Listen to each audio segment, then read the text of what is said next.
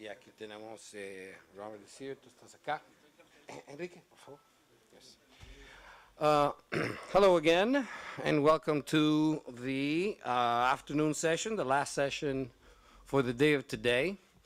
Before we start, and I introduce the wonderful speakers that we have today, I'd like to do two things. Number one is to a couple of housekeeping issues. Number one on that is that Mona and Berenice are now going to go around the room handing out two things. The promised brochures that, thanks to Carlene and the association with NAMEPA, we managed to print out. So you will be given a package for you to take home with you.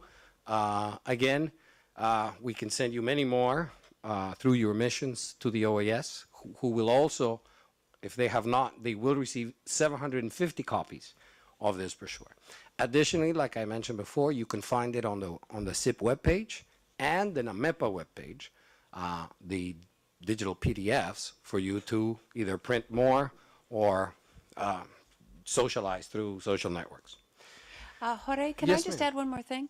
If any of you have a preference for putting your country, your port logo on it or country logo, we can ask our graphic designer to help with that. We're perfectly delighted to customize it in any way that you would like. Thank you, Colleen. That if I were you, I'd take her up on it. And she's good. Her word is good. Believe you me, if she says she's going to do something, she'll do it. So that's thank you, Carlene, for that. And again, if anybody have any takers there, we have. Now the second thing that Mona is handing out right now is an evaluation survey for you to please fill out. You don't have to write your name. It can be done anonymously. And this is in order for you to evaluate us and how we did in the seminar, the speakers, the presentations, the material. We will hand out one today and one at the end of tomorrow.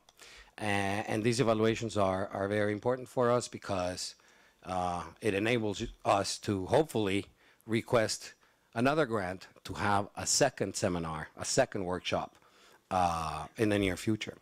And for that second workshop, it is very, very important that tomorrow in the larger Q&A session, as well as on Wednesday, you, the participant, tell us what we missed or what you would like to see in the next workshop.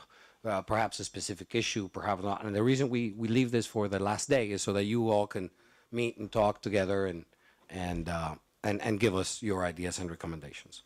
All right, without further ado, let me introduce the panelists and the panel that we're now going to have.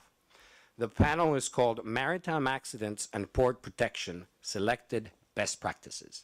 And we have three speakers with us this evening. The first speaker is Vice Admiral Juan Alfredo Carreño from the Naval Prefecture of Argentina.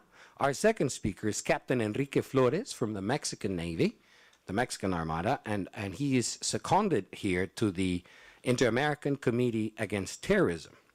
And last but not least, we'll have Dr. Robin Plado from DNVGL, and he'll be speaking about something that we've just sort of tangentially spoken about, which is offshore accidents and drilling and mitigation and security strategies on that. So let me tell you who the speakers are. The Vice Admiral Juan Alfredo Carreño is a senior officer with the rank of Vice Admiral at the Naval Prefecture of Argentina. For those of us who didn't know, and I count myself amongst those, this is a somewhat equivalent to the U.S. Coast Guard, the prefecture, the Naval Prefecture. So that's his perspective. His professional background is closely related to issues of maritime safety, maritime security, and environmental protection, as well as public security and the fight against drug trafficking and smuggling. His career as an officer in the Naval Prefecture of Argentina began in 1978, and he's been trained in specific fields of maritime safety and specialized in navigation. His academic training is extensive. I'm going to skip that as well as his professional background, but it includes officer responsible for operations and port security in areas of Iguazu Coast Guard Station. He's been an officer and a captain in several cutters, 1, 2, 3, 4 cutter, 5 cutters, and the 5th one as chief operating officer. And he's been the head of Quequén Coast Guard Station, operations chief of the Argentine Northern Sea Coast Guard Station, head of La Plata Coast Guard Station, as well as the Rio de la Plata Coast Guard District, head of training, planning and department, director of education, and general director of planning and development. And he has participated in many committees and subcommittees and other IMO bodies, as well as taking part in regional meetings. And he is, of course, here. And I can't thank Vice Admiral Carreño enough for receiving me last week, 2 weeks ago in Argentina when we planned this. So, Vice Admiral, if you may, thank you very much. Muchas gracias, Jorge, por la presentación. La verdad que sos muy amable, un amigo, por eso presenta de esta manera. Muchas gracias. Bueno, me toca a mí primero ser el primer expositor en lengua española, así que disculpa para aquellos de lengua inglesa. Les voy a dar trabajo a las traductoras. El agradecimiento para la Comisión Interamericana de Puerto por esta invitación y el permitirnos participar en este tan importante taller en donde nos permitan las distintas autoridades marítimas de América conocernos y además poder explicarles y saber qué hacemos cada una en estos temas que están relacionados puntualmente con la seguridad marítima y en este caso en particular, como nos ha invitado la Comisión Interamericana de Puerto a exponerle de qué manera en mi país hacemos la investigación de siniestros marítimos o accidentes marítimos, como lo llamamos nosotros. Así que mi presentación, la primera parte va a estar destinada a comentarle muy sucintamente cuál es la función de la Prefectura Naval Argentina y posteriormente cómo se desarrolla la investigación marítima en mi país. La primera, por favor. La Prefectura Naval Argentina es la autoridad marítima de nuestro país. Así lo determinan el gran cúmulo de publicaciones, reglamentaciones y leyes relacionadas con el tema. Puntualmente y particularmente la Ley General de la Prefectura 18398 y la Ley de Navegación 20094. Pero en el contexto de las autoridades o de las instituciones que existen en mi país, la Prefectura es una fuerza de seguridad que depende del Ministerio de Seguridad de la Nación y que tiene dentro de sus funciones, está considerada como una institución policial de carácter especializado, dirigida al ejercicio público de Policía de Seguridad de la Navegación e instalaciones portuarias. ¿Podemos pasar a la segunda? De Policía de Seguridad Judicial y de la Jurisdicción Administrativa de la Navegación, la de Policía Auxiliar Pesquera, Aduanera y Migratoria, y puntualmente, y para el caso en el que vamos a desarrollar esta exposición, el hecho de ser la institución que tiene la responsabilidad de la jurisdicción administrativa de la navegación. Cuando nos referimos a la Policía de Seguridad de la Navegación, la Prefectura tiene la responsabilidad tanto del personal embarcado como del personal marítimo que hace tareas en puerto, como el seguimiento de los buques desde su nacimiento hasta su desguace y todo el resto de las actividades que están directamente relacionadas con la seguridad de la navegación, sobre la que recaen la mayoría de los convenios ratificados por la Nación emitidos por OMI, como Servicio de Policía de Ciudad y Prevención del Orden Público. También hace las veces de funciones policiales en los puertos y actualmente colaborando con el Ministerio también algunas actividades en el ámbito ciudadano. Como Policía de Protección del Medio Ambiente y Conservación de los Recursos Naturales, la responsabilidad de la aplicación del MARPOL en la República Argentina recae directamente sobre la Prefectura Naval Argentina y es la que dicta dentro de su jurisdicción todas aquellas reglamentaciones que están destinada a la conservación del medio ambiente o del ambiente marítimo por la contaminación proveniente de buques como lo demanda el MARPOL. Tenemos la responsabilidad de la Policía Judicial, es decir, que en todos aquellos casos en donde haya hechos de carácter federal o que intervenga la justicia federal de nuestro país, dentro de la jurisdicción de la prefectura, la que actúa como policía auxiliar es la prefectura. También somos policía auxiliar pesquera, aduanera y migratoria, es decir, que todos aquellos hechos en donde no intervenga por alguna razón que no haya inspectores o personal de pesquería, aduana o migratoria, la responsabilidad cae sobre la fuerza. Y tengan presente que somos también la autoridad de aplicación en cuanto a la jurisdicción administrativa de la navegación. Pasamos a la otra, por favor. No, a la anterior.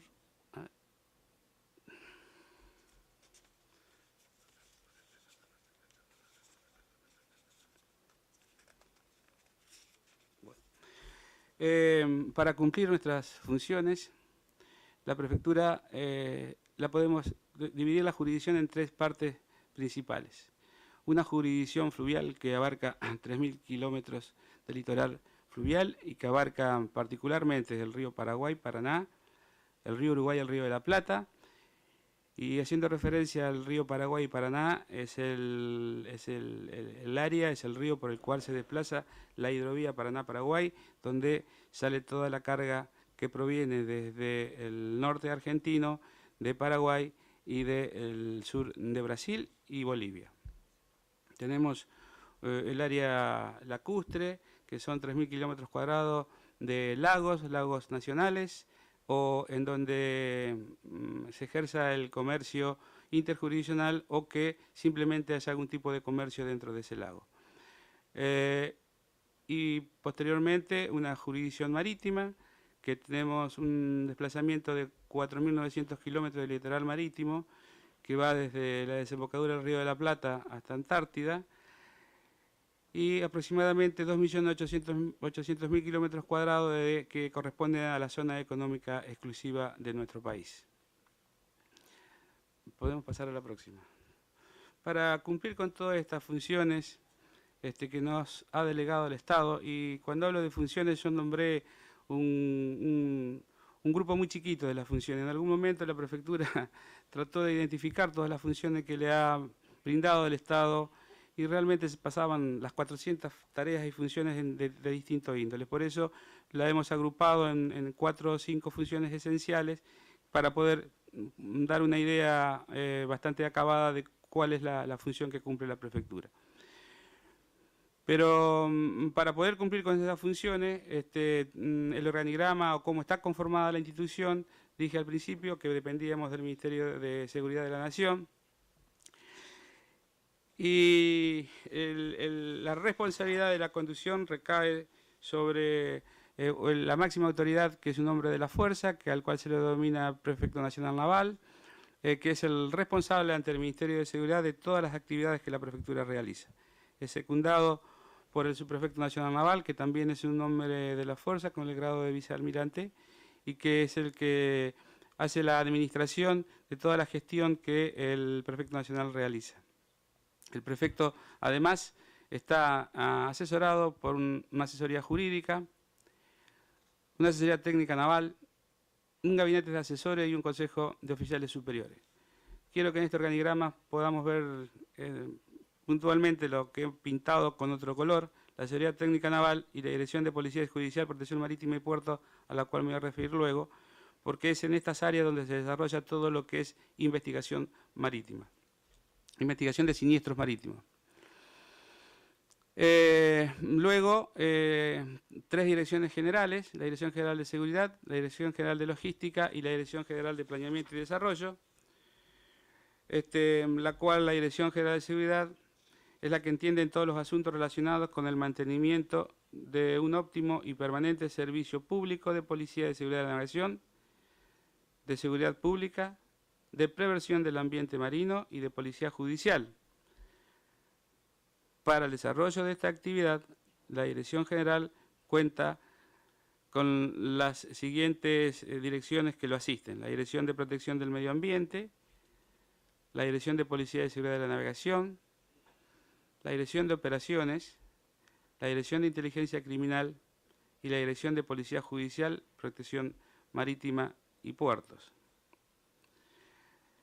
Por su parte, la Dirección General de Planeamiento y Desarrollo es responsable de las políticas institucionales y el planeamiento que permitan a la conducción y actuación de la Prefectura Naval Argentina hacia los logros de los objetivos básicos de su misión, ejerciendo la conducción y supervisión de su desarrollo. Para ello, la Dirección General de de Planeamiento y Desarrollo cuenta con la Dirección de Educación, la Dirección de Planeamiento, la Dirección de Informática y Comunicaciones y la Secretaría General. Y la tercera Dirección General de Logística, que es la que se encarga de la parte logística de la prefectura y responde por el personal y los medios, y se cuenta apoyada para desarrollar sus tareas por la Dirección del Personal, la Dirección del Material, la Dirección de Administración Financiera y la Dirección de Bienestar.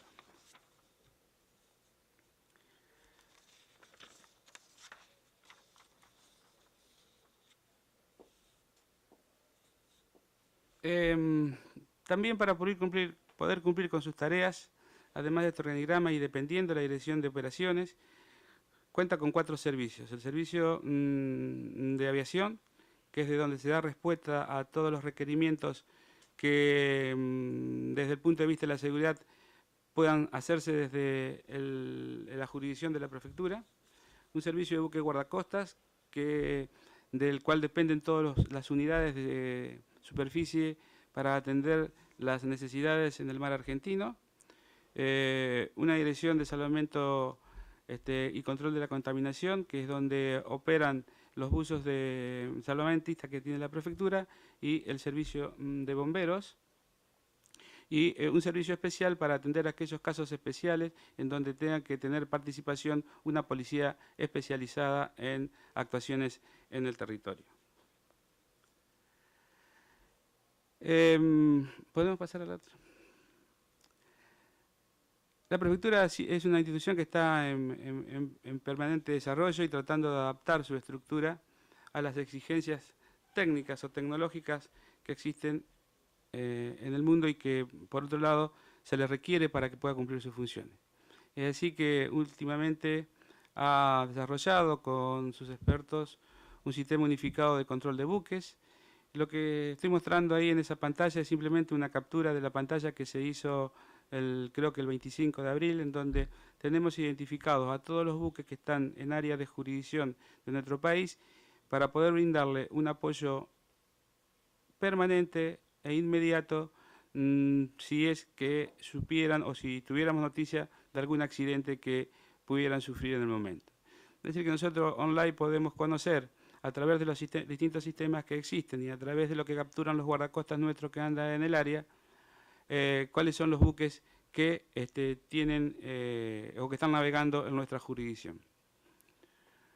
Esto realmente lo mostramos porque es un desarrollo hecho por ingenieros nuestros, por personal propio de la prefectura, y que con la ayuda de sistemas han logrado poder poner esta herramienta que realmente es de mucho valor para aquellos que tenemos responsabilidad en la seguridad de la vida humana del mar y particularmente de los buques que navegan en jurisdicción de nuestra nación. Esto es a grandes rasgos lo que es la Prefectura Naval Argentina, lo que es la organización de la Prefectura Naval Argentina. Podríamos extendernos mucho más, pero creo que con esto a ustedes los va a situar dentro de la autoridad marítima, que es la responsable de la investigación de siniestros marítimos o de accidentes marítimos dentro de nuestro país. Si hay alguna pregunta hasta acá, después continuamos con la segunda parte. Bien.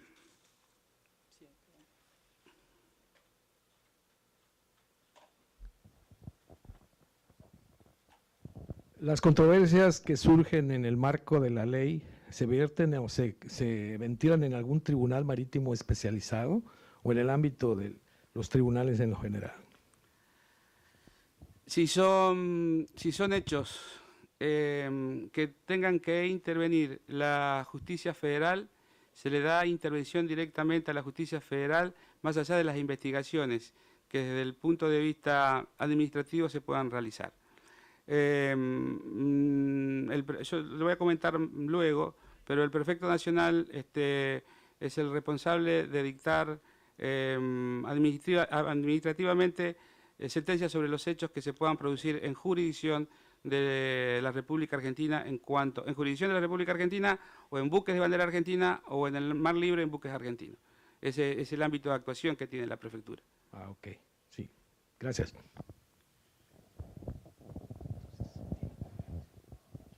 Podemos pasar a la próxima. Le decía hoy que tengamos atención a lo que es la jurisdicción administrativa de la navegación y en los dos cuadritos que había resaltado, la Dirección de Policía Judicial y Protección Marítima y Puerto y la Asesoría Técnica Naval. Los acontecimientos de la navegación, por su característica, lugar donde ocurren, medios intervinientes y el sinnúmero de factores que confluyen, merecen consideración especial para su esclarecimiento, ya que la información acumulada permite a la justicia y a la misma prefectura expedirse sobre lo acontecido. Su investigación constituye, por consiguiente, un rasgo singular, de singular importancia entre las actividades que lleva a cabo la prefectura, no solo para la determinación de las responsabilidades emergentes y sus consecuencias en el desempeño profesional del personal de la Marina Mercante, sino para la ponderación de la eficiencia de las normas sobre la seguridad de la navegación y su eventual perfeccionamiento. La prefectura en realidad hace investigación sobre siniestros marítimos de aproximadamente el año 1880. Esto es un poquito de historia para que nos situemos de qué estamos conversando. Y este dato lo tenemos porque en ese año se designa el primer perito naval, no como Prefectura Naval Argentina, sino como Capitanía de Puerto, que era la institución anterior a que tuviésemos este nombre de Prefectura Nacional, de Prefectura Naval. Ahí se designa el primer administrador, el primer asesor, el primer perito naval, que se lo nombra justamente para esto, para que haga investigación de los siniestros, de los accidentes que ocurrían cuando arribaban los buques al puerto de Buenos Aires. Ese es el dato que tenemos como más antiguo desde donde la prefectura inicia con el tema de investigación de siniestros marítimos. Por supuesto que en esto tenemos que hablar de un antes y un después de la implementación del Código para la investigación de siniestros y sucesos marítimos que dictara la OMI allá por el año 2007 aproximadamente.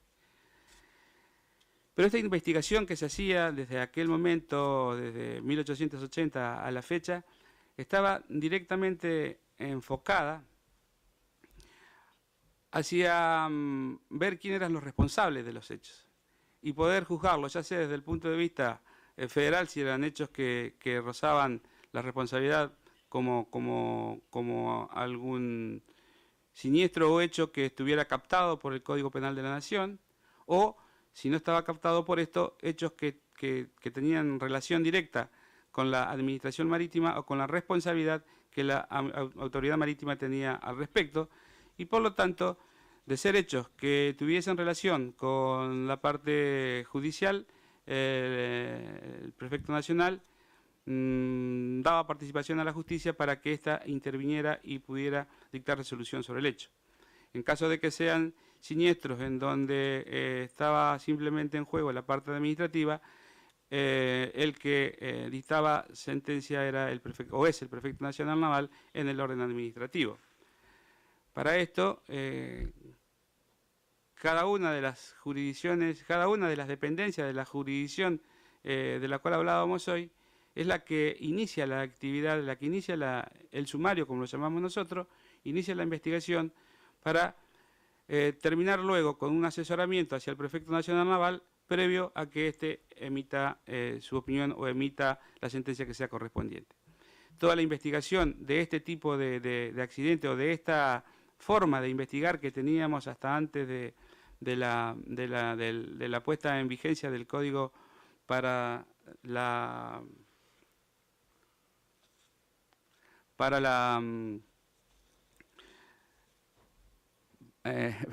para el Código para la Investigación de Siniestros y Sucesos Marítimos.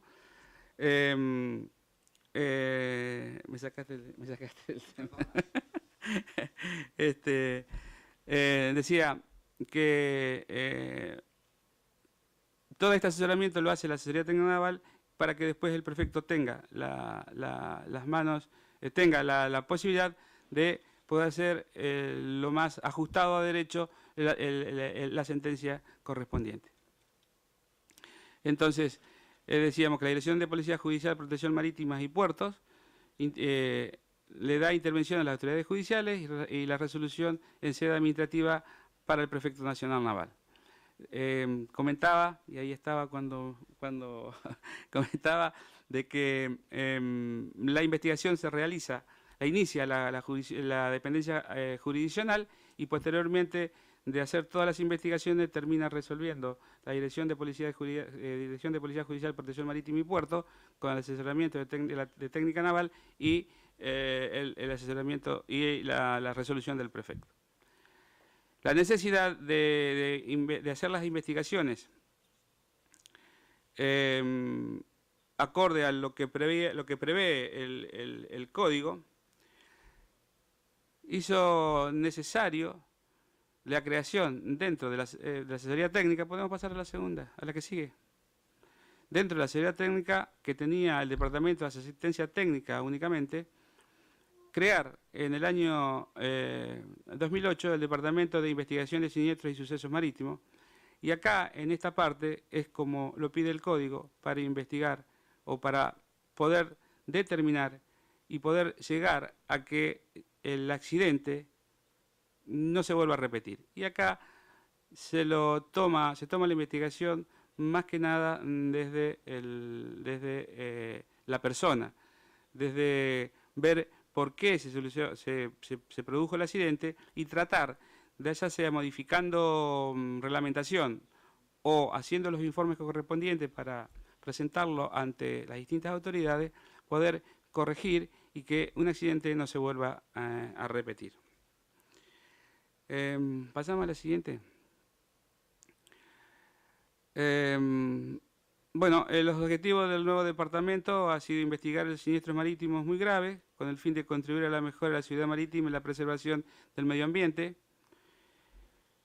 Esto incluye recoger y analizar pruebas, la determinación de los factores causales de la elaboración y recomendaciones sobre seguridad, la protección de cambios en las reglamentaciones vigentes y confeccionar el informe final a ser comunicado a la Organización Marítima Internacional. Podemos pasar a la siguiente. La investigación desde el punto de vista del código, la investigación no determina responsabilidad ni culpa. Aquella se realizará en forma independiente de las actuaciones administrativas y o judiciales, manteniendo la confidencialidad e independencia de los demás organismos. Como verán en lo que le comenté hace un momento, hay una parte de la prefectura que es totalmente independiente de la asesoría técnica naval, que hace la investigación para determinar las consecuencias administrativas y judiciales, y la otra que está relacionada directamente con el código. El Departamento de Investigación puede solicitar la colaboración de otros organismos internos de la prefectura y organismos extrainstitucionales previstos en el Consejo Consultivo de Cooperación Técnica. Este departamento tiene un Consejo Consultivo de Cooperación Técnica que es el que se encarga de reunir aquellos actores que son necesarios para poder tener una investigación y un resultado lo más ajustado a las exigencias que tiene el código. Y por supuesto la colaboración entre las partes con interés de consideración en la investigación facilitarán las medidas correctivas y mejorarán tanto la seguridad de la vida humana del mar como la protección del medio ambiente marítimo. Podemos pasar a la que sigue. Pasamos a la que sigue. ¿Qué hizo la prefectura previo a la creación de este departamento? Primero capacitó al personal que iba a ser parte de este departamento. Así, en el año 2002, por intermedio de un curso que editó Rockram en Chile, participaron inspectores nuestros. En el año 2003, también por una capacitación que dio Rockram, participamos en Panamá con nuevos inspectores y en el 2005 la Organización Marítima Internacional dictó un curso también en la ciudad de Panamá, en donde se participó con un grupo importante de posibles inspectores que iban a ser parte de este departamento. Posteriormente, y creado el departamento, se confeccionó una guía para la investigación de siniestros, que está disponible. Se participó en el Foro de Investigadores de Accidentes Marítimos de América, el AMAFI, en donde se le otorgó la presidencia de dicho foro. Se dictaron cursos de investigación de siniestros y sucesos marítimos en conjunto con Chile y por intermedio de la ROCRA en el 2010. La Prefectura y la República Argentina fueron anfitrión del segundo Foro de Investigadores de Accidentes Marítimos de América en el 2010. Fue reelecto presidente del Foro de Investigación de Accidentes Marítimos Americanos en el 2011 el secretario de Asuntos el secretario de ¿cómo es?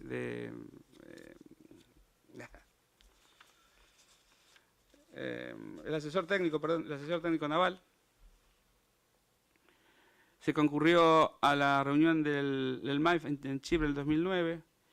En el 2010 la institución se hizo socio de la MAIF, en el 2011 por favor, se hizo socio de la MAIF. Se concurrió en el 2011 a la MAIF en Bahamas. Se participó en el cuarto foro en Antigua y Barbudas en el 2012. Y se dictaron cursos en Argentina para inspectores de accidentes o incidentes marítimos en el 2011, 2012 y 2013 con participación de cursantes extranjeros. Y se encuentra en actividad en preparación el curso para el año 2014. Pasamos por favor a la siguiente. Bueno, para ir terminando,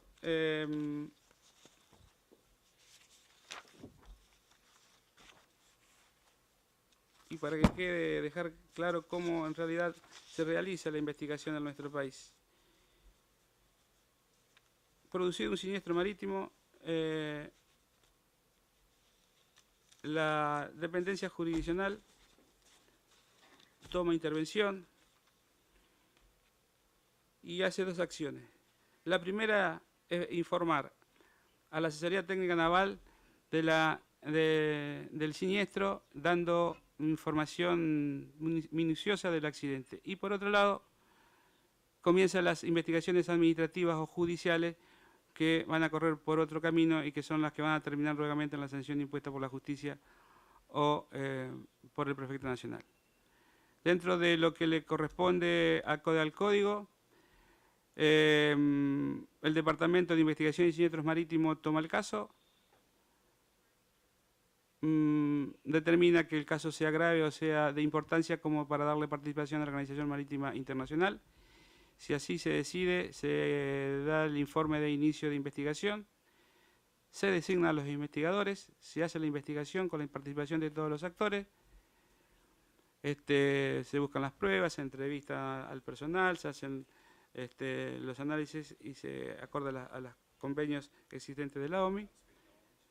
Se llega a las conclusiones y recomendaciones y por último se hace el informe final a la Organización Marítima Internacional. Esta es la forma en que sintéticamente y sucintamente se hace la investigación dentro de la institución Prefectura Naval Argentina. Y para finalizar, preguntamos, ¿por qué investigar? Y decimos, porque es un derecho de la gente de mar y la comunidad marítima, porque es un deber del país, de la bandera y un derecho del Estado ribereño, porque en definitiva es un compromiso con la OMI. ¿Y para qué investigar? Para evitar la repetición de siniestros similares. Muchas gracias.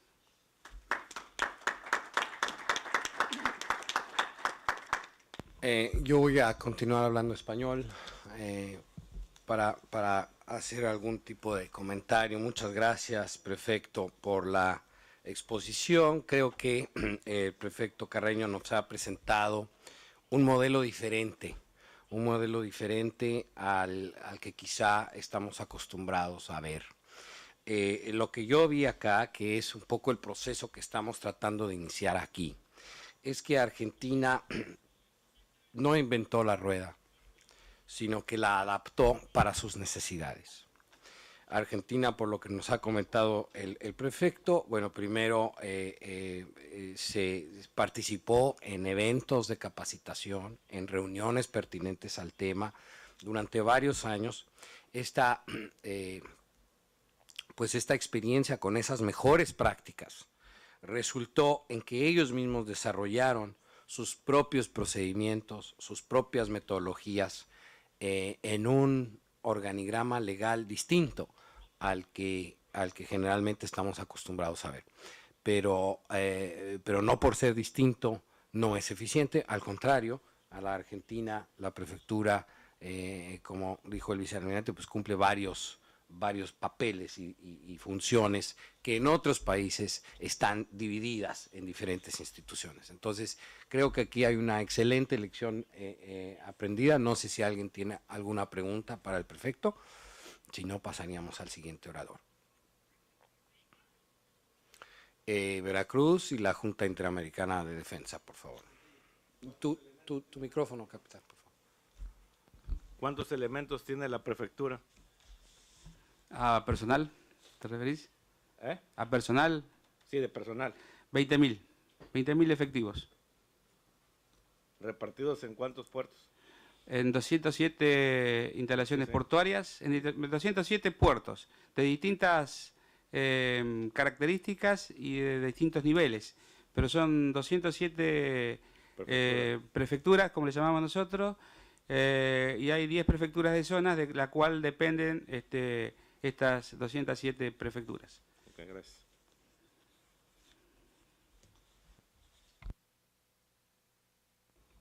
Almirante, capitán Javier Antunes, una pregunta nada más referente al proceso de investigación de accidentes.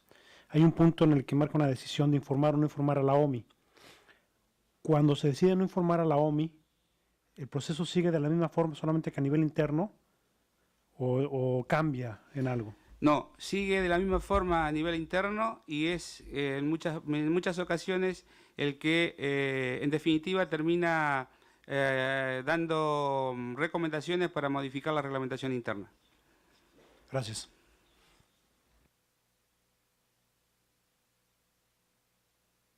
Delegado de Bolivia, por favor. Acuérdese de presentarse. Muy buenas tardes, capitán Fuentes, represento a la Autoridad Marítima de Bolivia. En primer lugar, quería felicitar por la buena presentación al señor prefecto Carreño. La pregunta que tengo es la siguiente.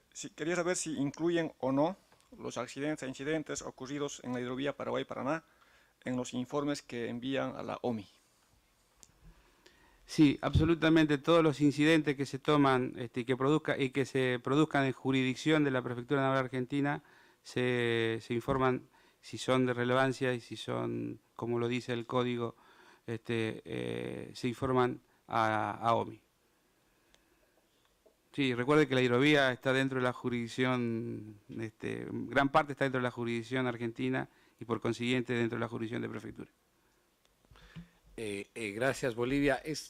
Quisiera hacer un punto importante con relación al comentario de nuestro colega de Bolivia, y es que desde el año pasado, desde la última reunión de la Comisión Interamericana de Puertos en Cartagena, en septiembre, se incluyeron dentro de los trabajos de la Comisión como área sustantiva el tema de puertos fluviales, lacustres e hidrovías, que pasó a ser simplemente considerado como puertos interiores. Entonces, debido a eso es que esta presentación también resulta particularmente importante, porque no todos los guardacostas tienen o las prefecturas tienen la responsabilidad de salvaguardar los ríos, ¿no? Y las fluviales. Así es que gracias por la pregunta. Gracias, prefecto. Perdón, adelante. Disculpe, ¿hay algún documento que respalde esa inclusión de los puertos fluviales de la CIP? Sí, claro que sí. Te lo vamos a hacer llegar ahora mismo, pero está en la página de la CIP. en inglés y en español, y se llama la Declaración de Cartagena, es el documento político, y el Plan de Acción de Cartagena, como su nombre lo indica, pues es el documento operativo. Y en ambos sale reflejado el tema de ríos interiores, puertos interiores, que preside la Argentina, justamente, a través de la Subsecretaría de Transportes, de Puertos y Vías Navegables, con el ministro Tetamanti, y el señor Juan Chimento, que es el director general de Puertos de la Argentina. Ellos presiden esta comisión y tenemos pensado hacer algún evento al respecto junto con ellos en meses venideros. Así es que bueno, gracias prefecto por la intervención. Quisiera continuar ahora presentando al capitán Enrique Flores de la Armada de México, que está actualmente en préstamo, o como dicen en inglés, seconded to, al Comité Interamericano contra el Terrorismo, conocido como CICTE. El capitán Flores, originario de México, ha tenido diversas comisiones en varios navíos, desde ser el ingeniero en jefe hasta ser el primer oficial de a bordo, el comandante. Ha tomado varios cursos, tanto en México como en el extranjero, y ha tenido a su cargo comisiones de inspección en varios territorios de México, entre ellos Manzanillo, Baja California, entre ellos. Ha sido director de hidrografía desde en los años 90, así como con diversos puestos en el Instituto Oceanográfico del Golfo y del Mar Caribe, director de Meteorología Marítima y subdirector de cartografía y otros temas. Ahora acá le han dado algunos premios en perseverancia, sexto, quinto, cuarto, tercero, segunda clase, así como profesor naval con la mérito de primer clase. Enrique, o el capitán Flores, discúlpame, que además de ser un buen amigo mío, trabajamos relativamente juntos y cercanos acá en la OEA. Le pedí de favor que por favor nos hiciera una presentación con un poco de la perspectiva quizá del propio CICTE, una perspectiva regional, hemisférica, porque hasta el momento hemos estado viendo las perspectivas de diferentes dependencias del gobierno americano, o en el caso de la Argentina, una dependencia, y acá el capitán Flores nos va a dar un gestalt, una visión más amplia. Enrique, por favor.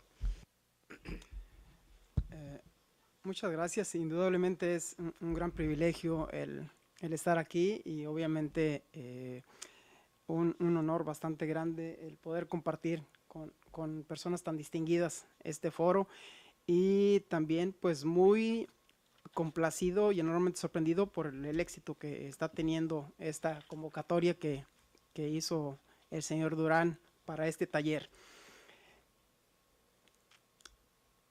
Terrorismo. La que sigue, por favor.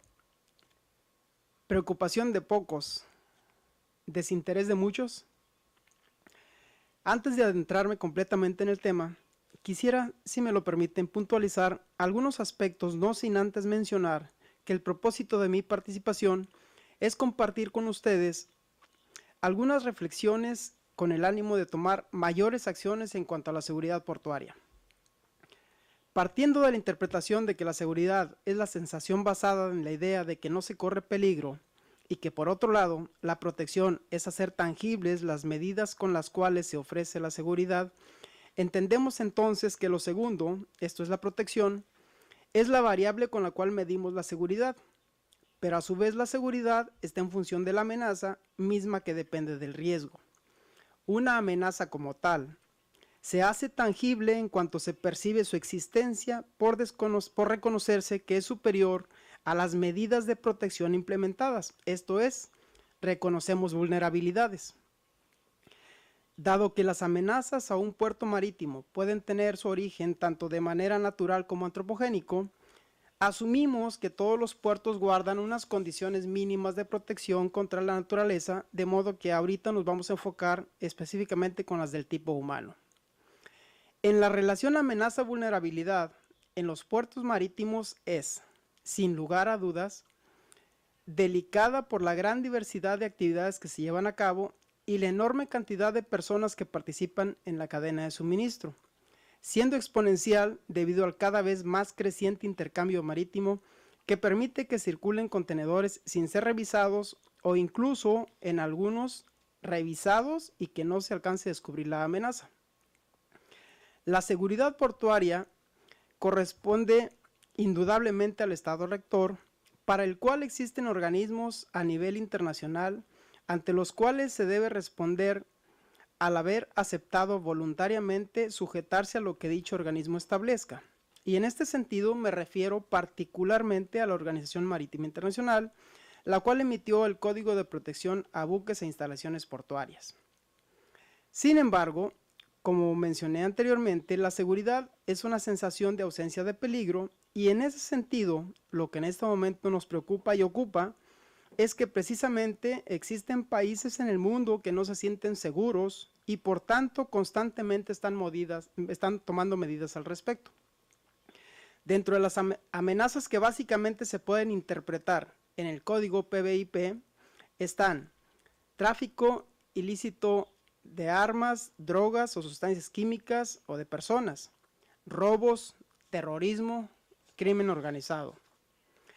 Pero incluso para este último, no es que sea precisamente una amenaza como tal para el puerto, sino que se valga de la función portuaria para realizar actos ilícitos, pues no perdamos de vista que el transporte marítimo es el medio que ocupa la mayor proporción de utilización dentro del comercio internacional, ya que el 90% de este se realiza por mar a través de buques, los que a su vez usan los contenedores como una forma enormemente práctica de agrupar y guardar objetos, y por tanto su relevancia a nivel mundial es sumamente importante. De allí la necesidad de disponer cada vez de mayores puertos en los que hay que garantizar seguridad, al menos dentro de las mejores condiciones.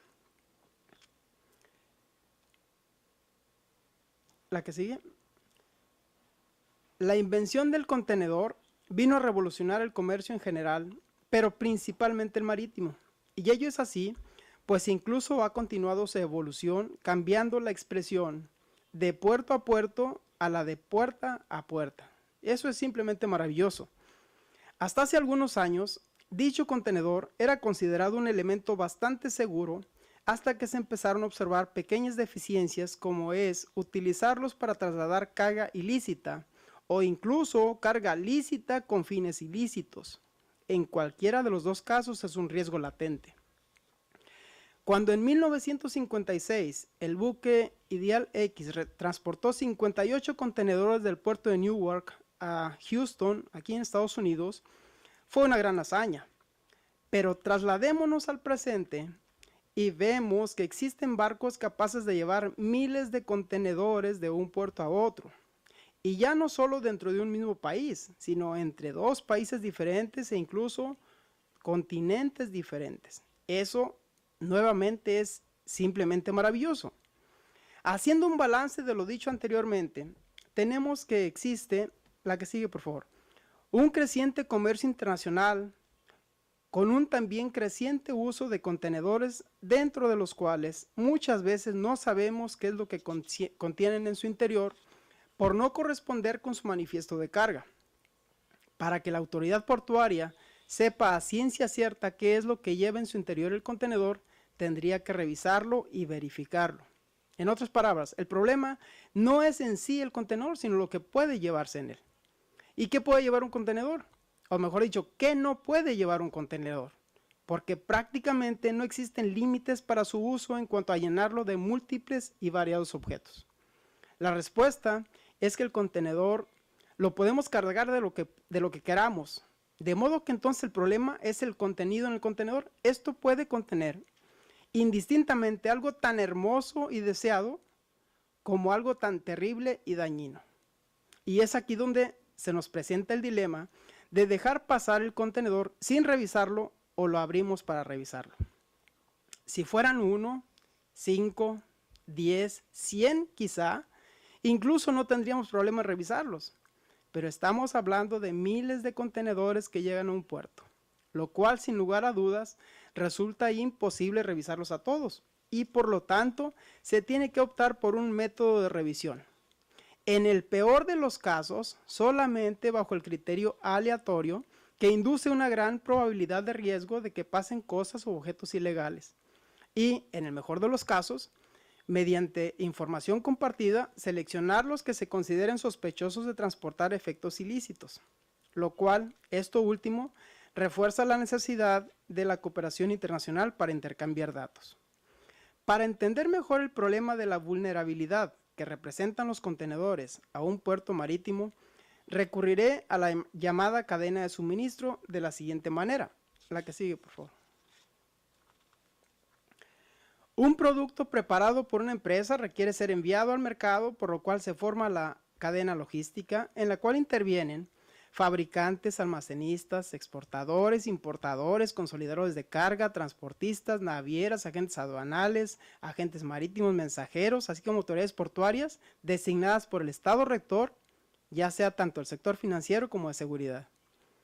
Por otro lado, ello implica entonces que una empresa contrate un servicio de transporte que puede incluir incluso los 3 medios: terrestre, aéreo y marítimo, pero como dicho producto es en cantidades muy grandes, se utilizan las enormes cajas que llamamos contenedores, los cuales son trasladados tanto por tren o vehículos automotores, por avión y por barco.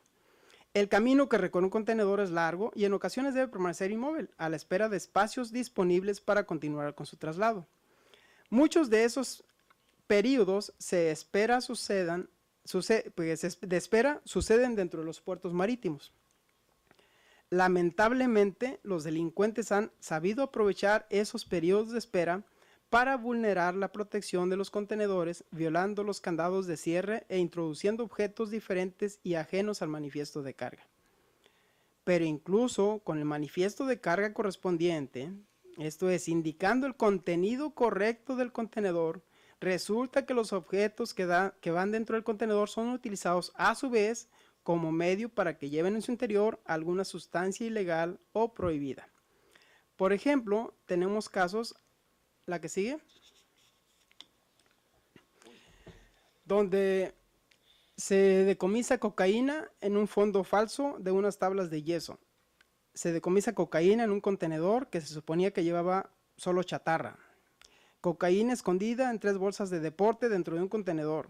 Cocaína en un contenedor cargado con cemento blanco. Cocaína en medio de cubetas de pulpa de piña congelada. Cocaína dentro del contenedor cargado con camarón congelado. Cocaína oculta entre mangos frescos. La que sigue, por favor. Se hace mención de la cocaína porque se supone que es algo más difícil de esconder que cualquier arma o artefacto explosivo y que además, en su relación con el terrorismo, se asume que en muchos de los casos el narcotráfico sirve para financiar a aquel. En fin, casos hay muchos y, por ejemplo, resulta increíble cómo es que los delincuentes llegan a esconder sustancias en objetos dentro de los contenedores. En esta imagen, por ejemplo, vemos plátanos rellenos de droga, tablas de madera también rellenas, latas de conservas, bombones de chocolate, juguetes, recipientes de plástico, incluso zapatos. En general, existen 3 alternativas para la ocultación de, por ejemplo, droga. Uno es en el medio de transporte, es en el contenedor en sí. Otro es dentro de la carga. Y el tercero es en bolsos de equipaje que son fácilmente retirados del contenedor. Para poder verificar qué es lo que lleva en su interior un contenedor, se necesita no tan solo revisarlo, sino contar también con los medios de detección y análisis adecuados para averiguar si lleva alguna sustancia o química de manera ilegal. Respecto a esto, tenemos también, por ejemplo, los casos de que mezclan la droga con otras sustancias a efecto de que no se pueda descubrir y por ende decomisar. La siguiente, por favor. Para mantener una idea clara de la complejidad de la protección de un puerto marítimo, veamos esta tabla.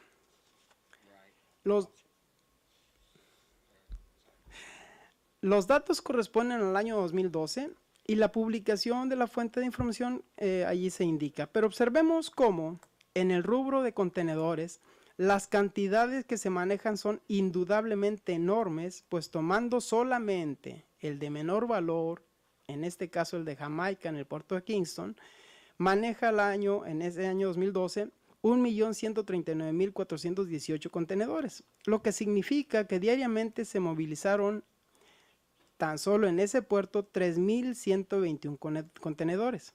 Ahora bien, los ejemplos de la tabla no son ni cercanamente los de mayor actividad, pero si a ello agregamos que en la mayoría de los puertos no se revisan más del 10% de los contenedores que llegan, la situación se vuelve aún mucho más compleja en cuanto a la protección. Por otro lado, está también la cantidad de puertos, que en este caso se contemplan solamente los de mayor impacto comercial en la economía de cada país, que tampoco refleja los países que tienen la mayor cantidad de puertos. La que sigue, por favor. Y finalmente, también relacionado con los puertos, está el aspecto del índice de conectividad, el cual recordemos que se basa en 5 componentes, que son el número de empresas que prestan servicios desde o hacia los puertos de un país, el tamaño del buque más grande que se utiliza para prestar servicios desde o hacia los puertos de un país, el número de servicios que conectan los puertos de un país con otros países, el número total de buques que se utilizan en servicios hacia o desde los puertos de un país y la capacidad total de contenedores de carga de los buques que prestan servicios desde o hacia los puertos de un país. Es indudable que los países indicados en la tabla, así como otros, muestren mucho interés en este aspecto de la seguridad, pero resulta que esta motivación no es generalizada para todos los países, de lo cual surge la pregunta, ¿por qué no todos los países les interesa atender el aspecto de la seguridad con la misma intensidad? La que sigue, por favor. Algunas de las posibles respuestas que se pueden plantear son falta de recursos, nulas estadísticas de ataques a sus puertos, lento desarrollo portuario, poco intercambio comercial marítimo, falta de motivación estatal por ser sus terminales marítimas operadas por particulares, etc. La que sigue, por favor.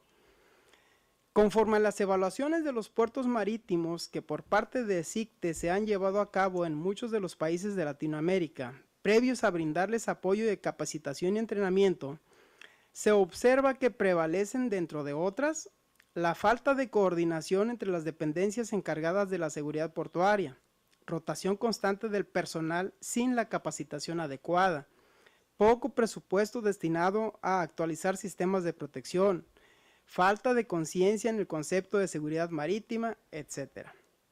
Desde mi personal punto de vista, me parece que incluso con los recursos que actualmente se aplican en cada país en el rubro de seguridad portuaria, se podrían hacer algunas cosas más, aunque es entendible también que en ocasiones la falta de experiencia y conocimiento limita llevarlas a cabo. Pero me detendré específicamente en lo que considero tiene una relación directa con este problema de falta de interés en la aplicación de medidas de protección portuaria, que es las bajas estadísticas de ataques terroristas a los puertos marítimos. Como mencioné anteriormente, la seguridad tiene que ver con esa sensación de que no se tiene ningún peligro al acecho. En otras palabras, es un acto de conciencia. Cuando nosotros no somos conscientes, podemos incluso ser arriesgados exageradamente, llegando a correr verdadero peligro. Dijimos también que reconocemos el peligro o la amenaza en función de qué tan vulnerables nos encontremos frente a ese peligro o amenaza. La que sigue. Pero veamos la siguiente tabla a efecto de tratar de interpretar mejor la situación.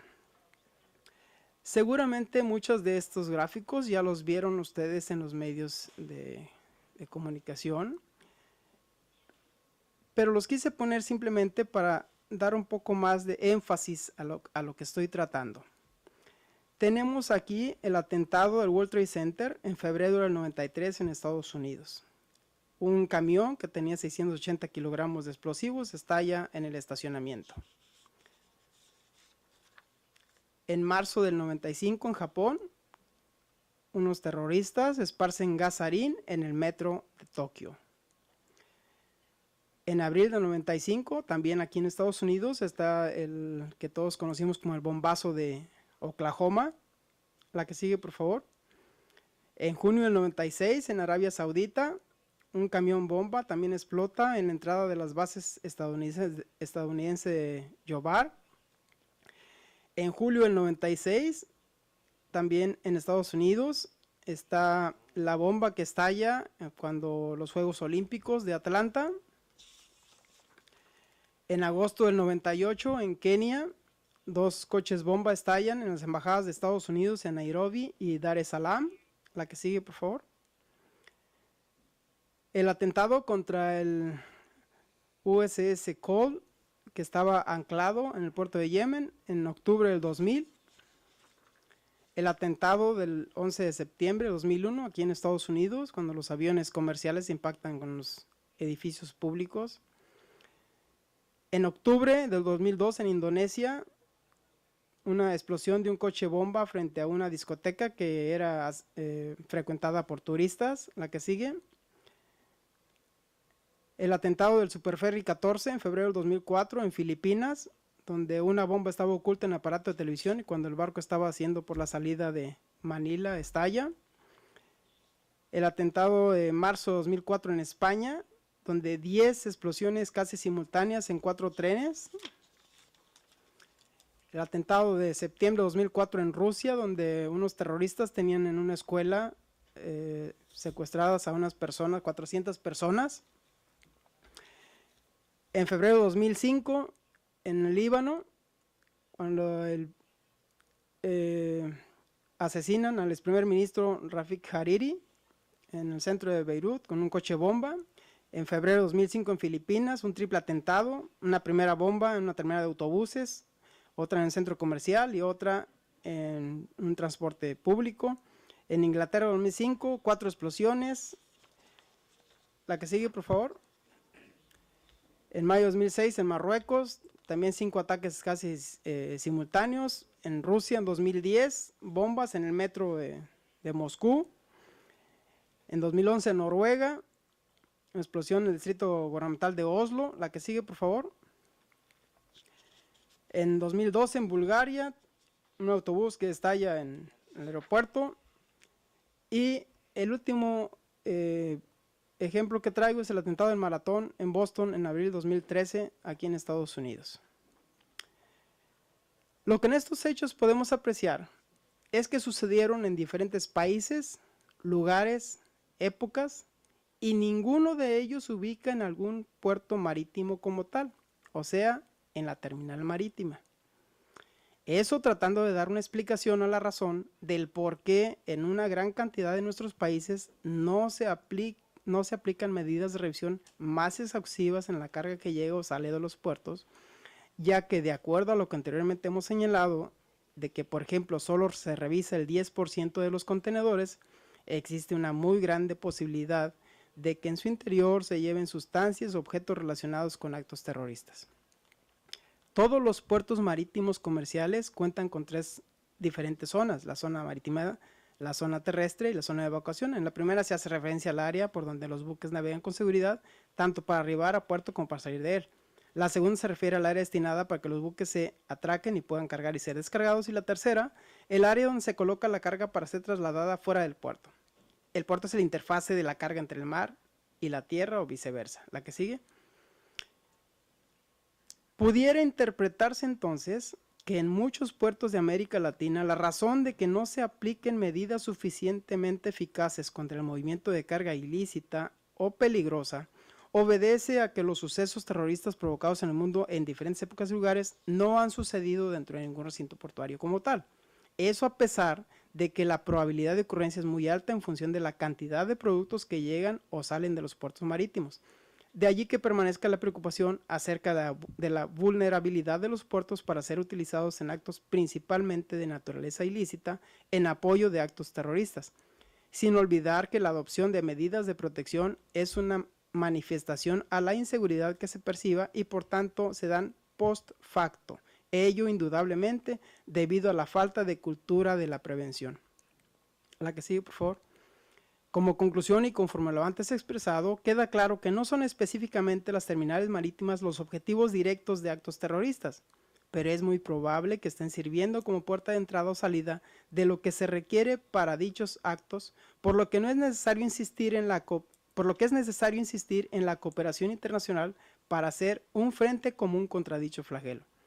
Sin embargo, el factor fundamental y determinante en esta intención de hacer nuestros puertos más seguros es sin lugar a dudas las personas que laboran en los recintos portuarios, mientras que no existe una verdadera conciencia de los riesgos que se corren cuando no se sabe con un cierto margen de confianza lo que llevan en su interior los contenedores, la vulnerabilidad seguirá creciendo, pues es indudable que no se puede limitar el comercio marítimo en perjuicio del desarrollo económico de los países. El reto es hacer compatible ese intercambio comercial de la manera más segura posible. La que sigue. Finalmente, quiero reiterar mi agradecimiento a los organizadores del evento, el cual seguramente será todo un éxito y obtendremos resultados palpables en muy corto tiempo. Gracias.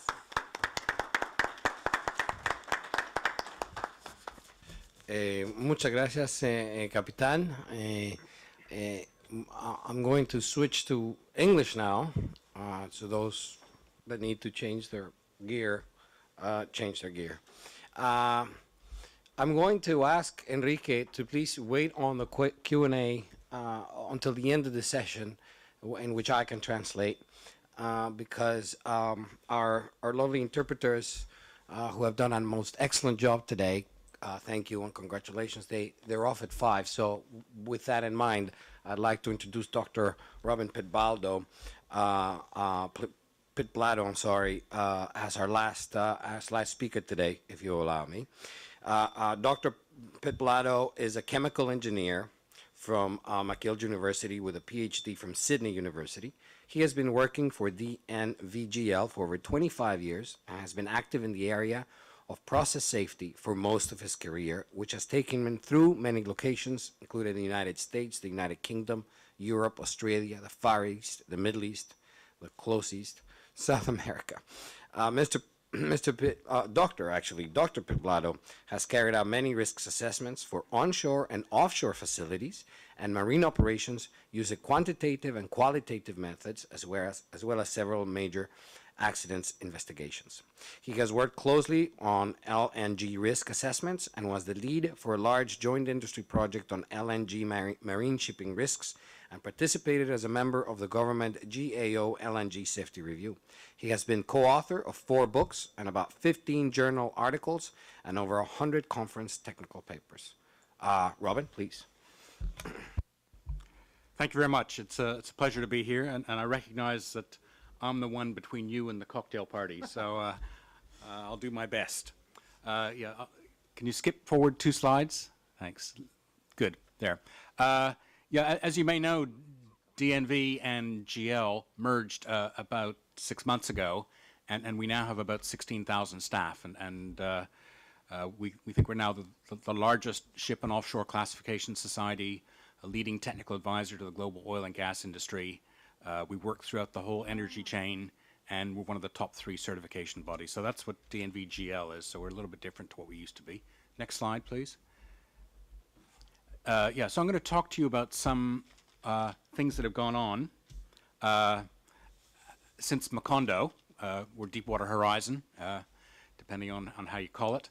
I'll talk a little bit about the oil and gas safety performance. I think you got a little bit of a negative view from Nancy Levison.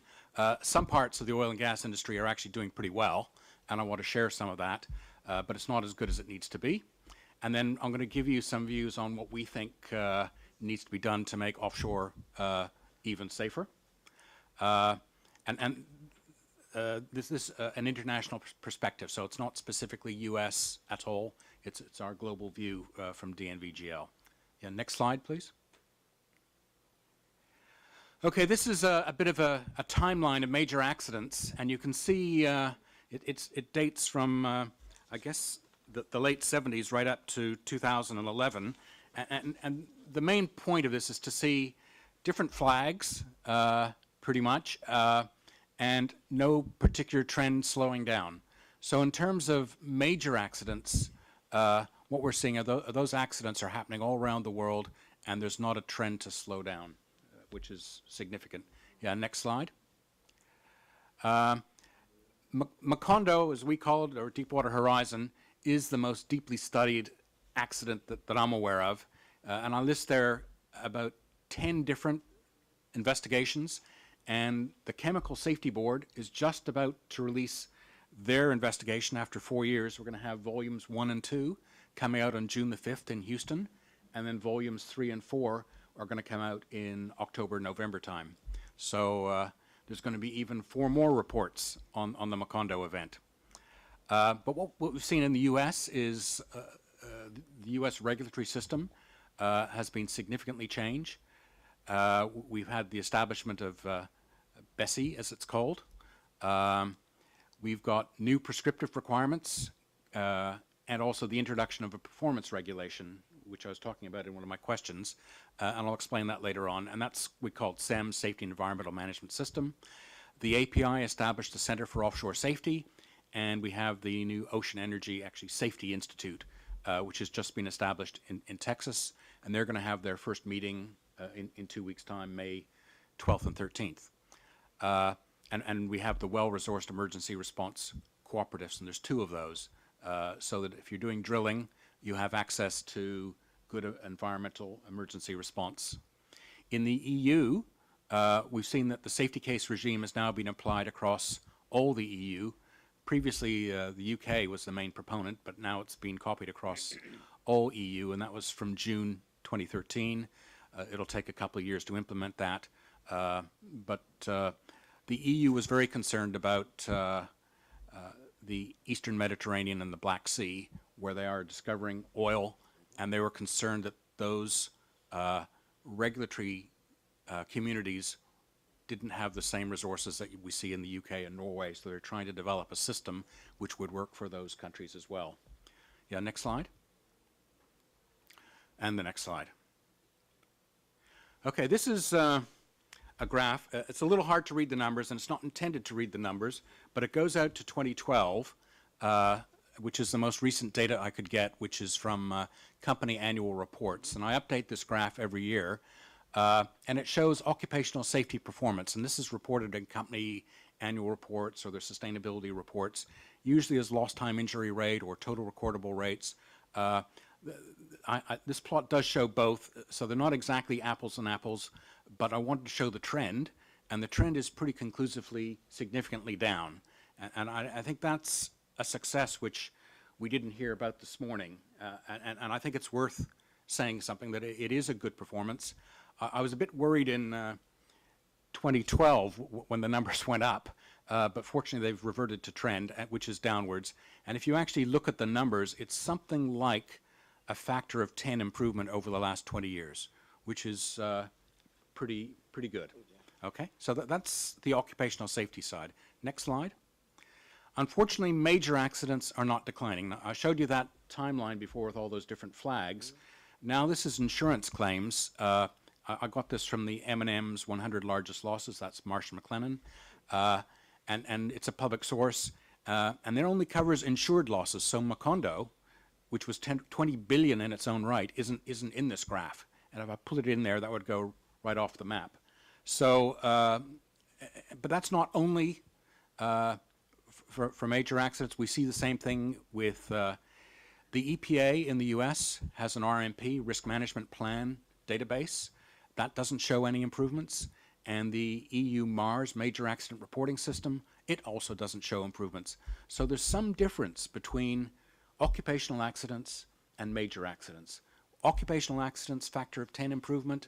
Major accidents, hardly any improvement. So that's a significant picture, and I think that sets the agenda for the industry, and many people in the industry know it very well.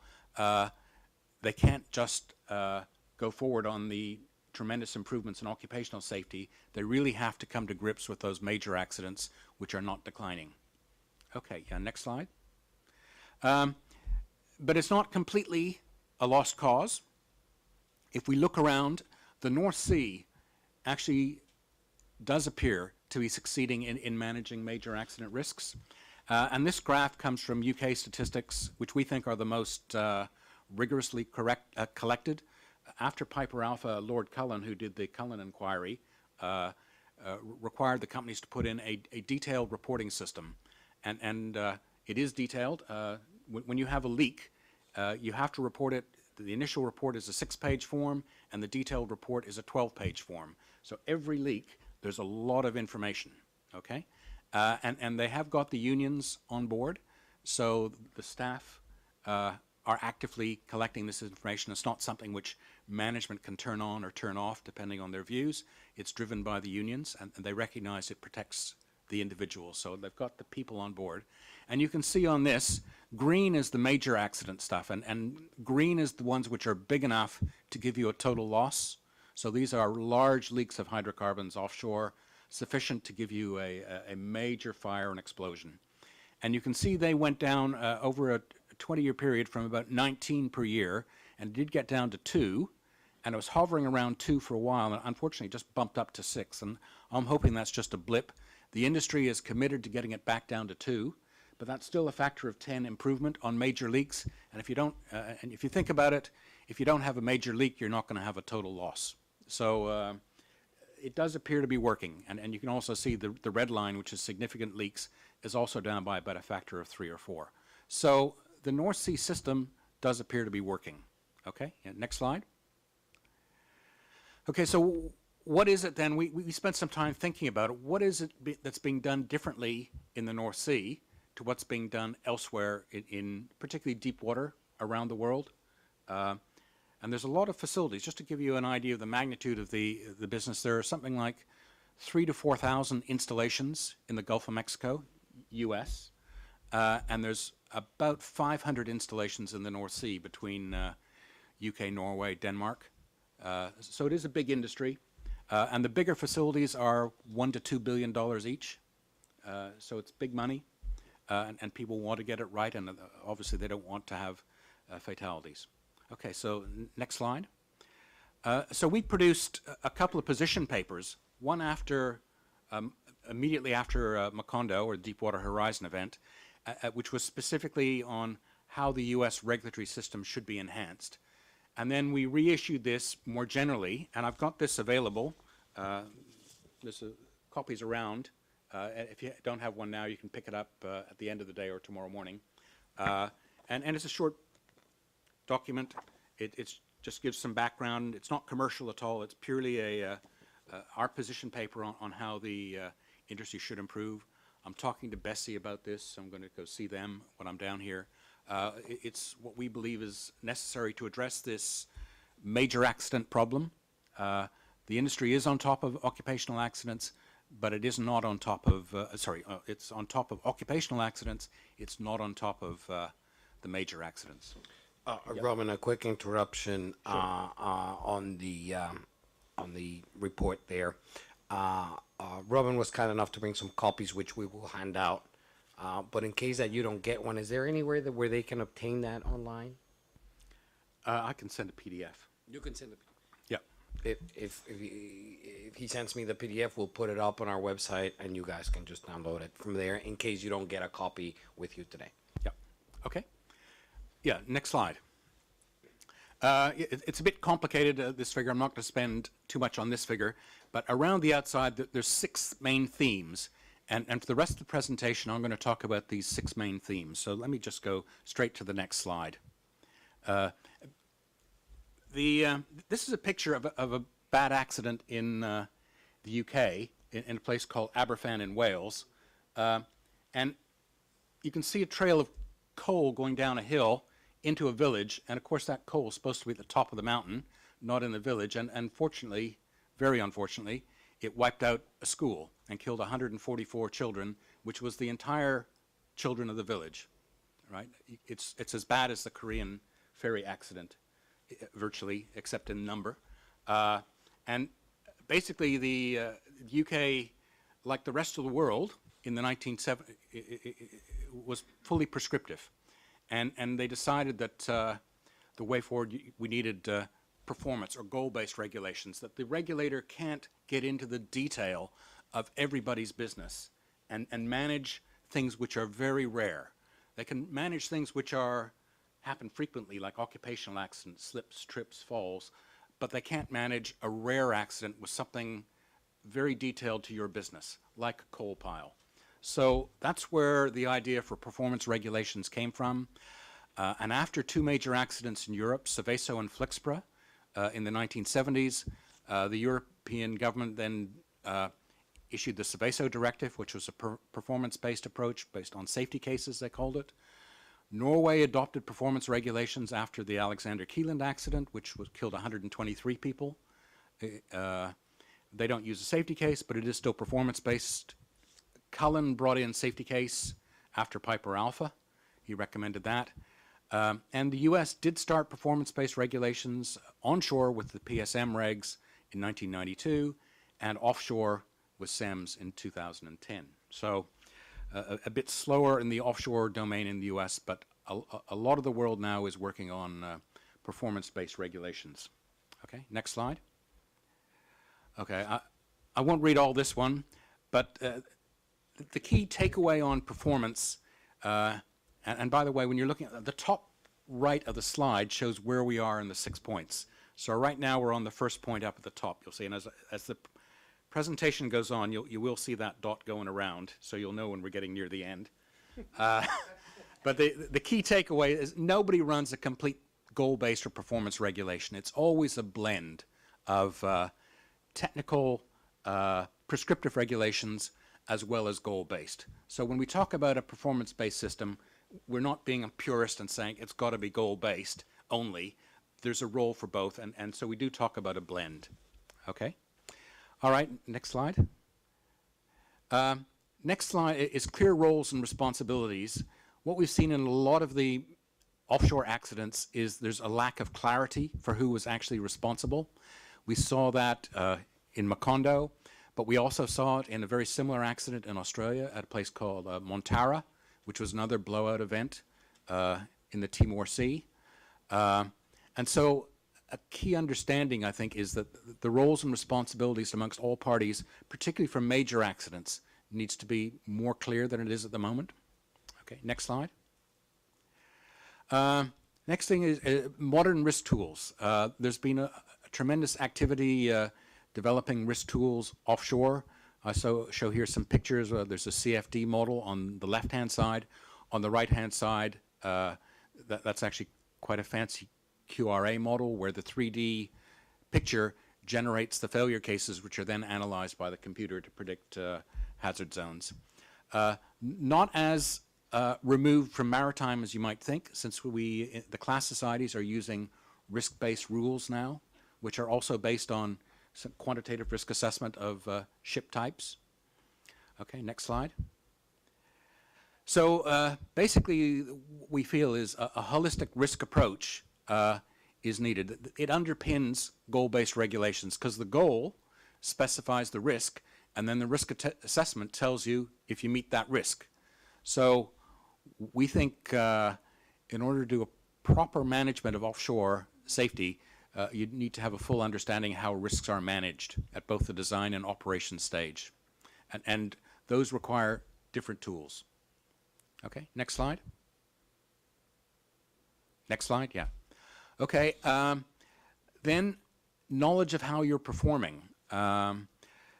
We had an interesting seminar in Houston organized by the Chemical Safety Board about 2 years ago, and they brought over a company, Scottish Power, it turned out, which is owned by a Spanish company, Iberdrola, and they showed their system for communicating performance. And they used a barrier-based model, Swiss cheese model, and every person who works for Scottish Power, when they sign on their computer in the morning, they get a personalized screen showing safety performance. They have a total of 42 risk control systems. Not everybody gets all 42 statistics, but everybody who signs on gets the performance of the barriers and which are relevant to them. So that's generally regarded. The HSE said this is the best system that they've seen in Europe, and it was certainly fancier than what we see in the US. So that's an indicating of where people are going. So they're using barrier-based models, and they're converting that into KPIs, which appear on people's desks every day when they sign on. Okay? Next slide. There's a couple of standards. This, unfortunately, the picture there cut off the number where it says API 75. That means API 754. And as well, there's OGP 456, which is a new system for measuring process safety. One of the comments after the Baker panel, which Nancy Levson was on the Baker panel that analyzed that big refinery accident just outside Houston, they said, you're measuring all these things for occupational safety, but you're not measuring stuff for process safety. So the API and CCPS put their heads together and they developed this 4-tier system where tiers 1 and 2 were lagging indicators, which are actual incidents that have happened, and tier 1 were big ones, and tier 2 were leaks which are about 1/10 the size of tier 1. But then the interesting thing, and people were typically measuring these things but not reporting them in their annual reports, but then they brought in tier 3 and tier 4, which are leading indicators. So tier 3 is demands on your safety systems, and tier 4 is deficiencies in your safety management systems. So that's an interesting system, and most of the bigger oil and gas companies around the world are committing to report this in their annual reports just the way they report today, lost time injuries and total recordables. And as I say, what gets measured gets done. So the belief is that once people start reporting these process safety events, there's going to be a big push in the companies to get those down in number just the way they've got the occupational safety statistics down. Yeah, next slide. The next thing we're seeing a lot of is barrier management. And you're starting to get the theme, by the way, that there is no one magic bullet. The reason we've got all these different initiatives needed is that we don't think there's one thing that can make major accidents go down. It's going to be a combination of several different things. But one of the things which is now getting quite popular is barrier management using, you may have heard of bow tie risk assessment. We've applied this for a number of shipping examples. It does work also for vessels, but it also works well for offshore. And basically this is a risk diagram which has your threats on one side, your prevention barriers, then you lose control, and then you've got your mitigation barriers as you're trying to get control back again. So if you think of this, and I'll use the Titanic example in classes when I teach this, your prevention barriers on the Titanic would have been things like an ice watch, binoculars for the lookouts, slower speed when going through an ice field. Those are prevention barriers. The mitigation barriers are things like having enough lifeboats, actually having nearby vessels turn the radios on. Both of those were problems of Titanic. So it's quite clear how the system works. Yeah, let me show the next slide. It is based on Reason's Swiss cheese model, which is this idea that you have threats and then you have outcomes, but in between you have barriers. And these barriers are like slices of Swiss cheese. They're not perfect. They have holes in them. And the idea is, and it's quite a good model, the more barriers you've got and the smaller the holes, the safer the system. And it works very well for major accidents. And in fact, it turns out that this barrier approach is one of the few things that we have that really addresses major accidents on a day-to-day basis. And the picture on the right is a new standard issued by the PSA in Norway, which explains how they like to see barrier management applied in the North Sea. And as I said, the North Sea appears to be doing some of the right things for offshore safety. Okay, next slide. Okay, and the last, I'm going to skip over this one. Yeah, I'll have the slide next one. Yeah. Okay, the last thing you need to address is human, technical, and organizational factors. MTO, as it's called, Man Technology Organization, it is crucial to safe operations. We've had lots of people mention today safety culture. That's clearly important, but you have to merge the culture, the technology, and the organization, which is sort of the holistic approach that Nancy Levson was talking about this morning. And we agree that it fits into that and that you need to address all these things when we're putting in safety. Next slide. So what we know is the human as organizational factors is less understood than the technical factors. We're much better at managing technical things than we are at managing organization and human behavior. Nancy says we have to change our systems, not human behavior, and there's definitely truth in that. And certainly, I've looked at a number of accidents, and many of them are caused by small errors made months before the accident actually happens. They're not necessarily someone makes a mistake, bang, there's an accident. Sometimes they do something wrong months before, and eventually that turns up as an accident. It gets quite complicated. Okay, next slide. Okay, so this is the conclusion then. We think Macondo was a turning point for the industry, just the way Piper Alpha was 25 years ago. The oil and gas industry is making now big changes. They recognize that they can't go on having these major accidents, and they have to do something different. And many of the big companies are now doing things differently. But it is not without some successes. And I do stress that on the occupational safety side, people had no idea 20 years ago how they would get occupational safety down by a factor of 10, but they did set themselves that objective, and it was achieved. And we think the same result can be achieved on major accidents. And then I just list there the 6 things which I've been through. So, as I said, that's contained in this document, short document, and okay, and we think that is a good way forward. Yep. So that's it. Good.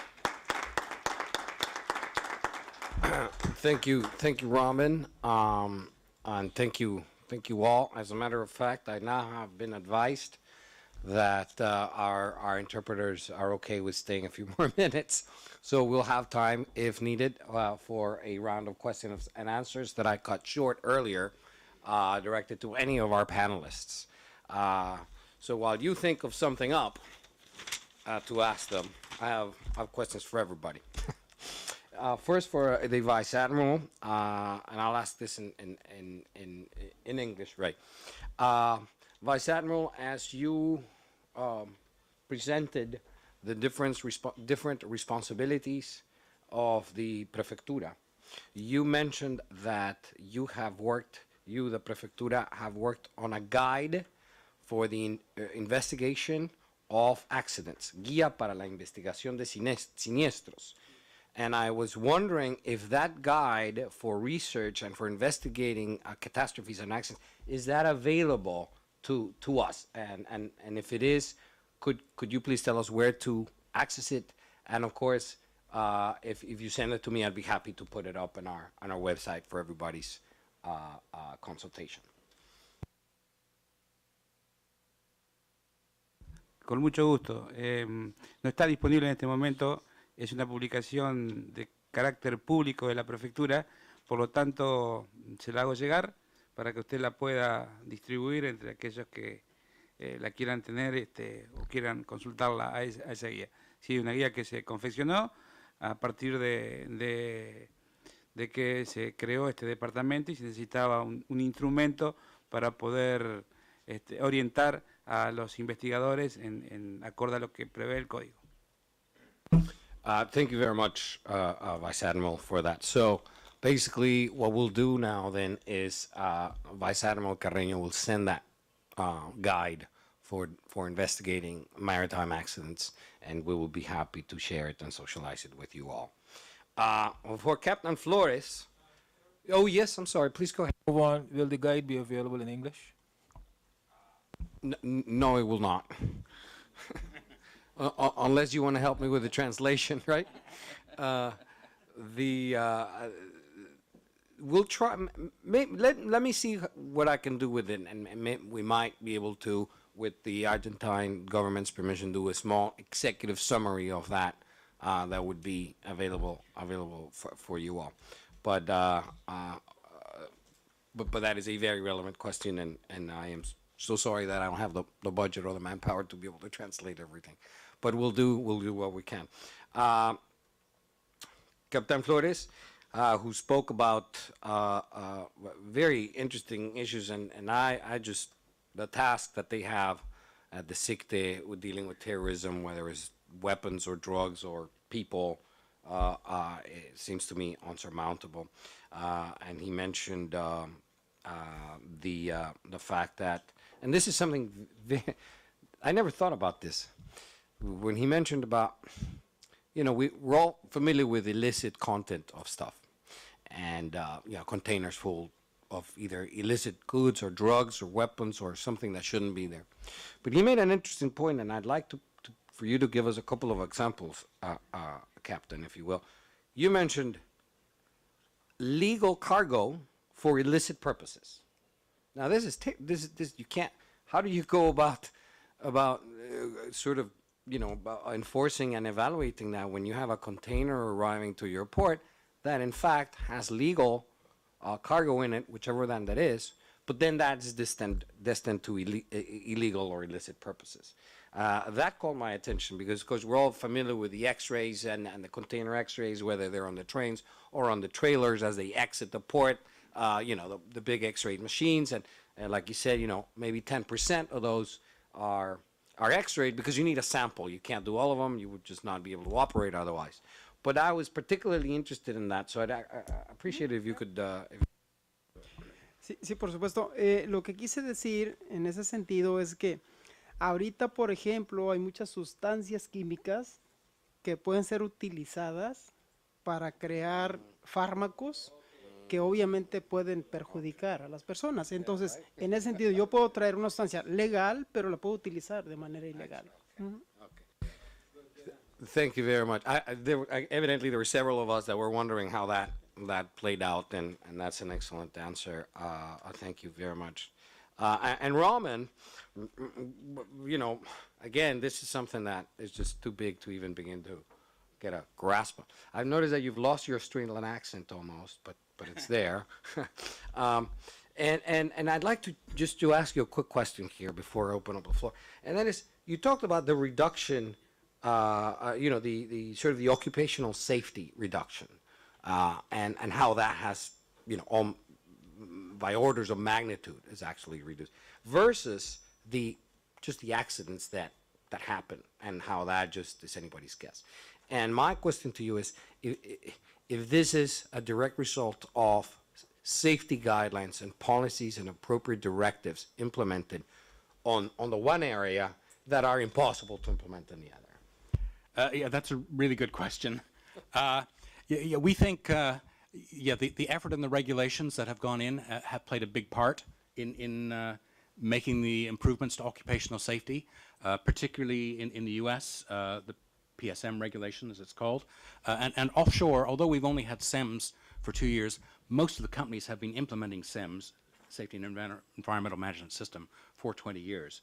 So, but it turns out the issue is what works well for smaller, frequent accidents doesn't work well for rare ones. And specifically, and I've led many hazard identifications, and when you talk about small leak, people tripping, falling, other things, people understand that straight away, and when you start suggesting mitigation measures, they all agree, yeah, we must do this.